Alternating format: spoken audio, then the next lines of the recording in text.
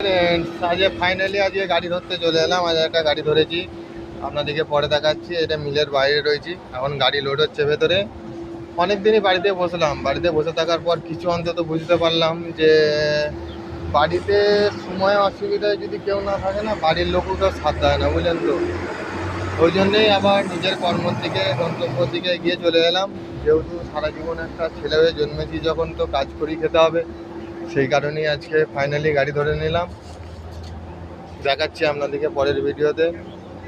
ভালো থাকবেন আর এই ছোট্ট ভাইয়ের একটু পাশে থাকবেন। ফাইনাল চলে এলাম মিলের ভেতরে।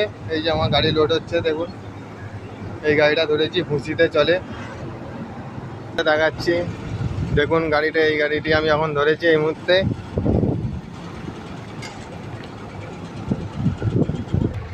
এই যে গাড়ির ভেতরটা দেখুন, আমি ভালোই লেবারদের জিনিসপত্র, ব্যাগপত্র রেখে গেছে। গাড়িটির বয়স বেশি না, অল্পই বয়স আছে, তবে এখন এটাই চালাই এখন আপাতত। ভালোই সাজানো রয়েছে গাড়িটা। এরপরের ভিডিও দেখা হচ্ছে।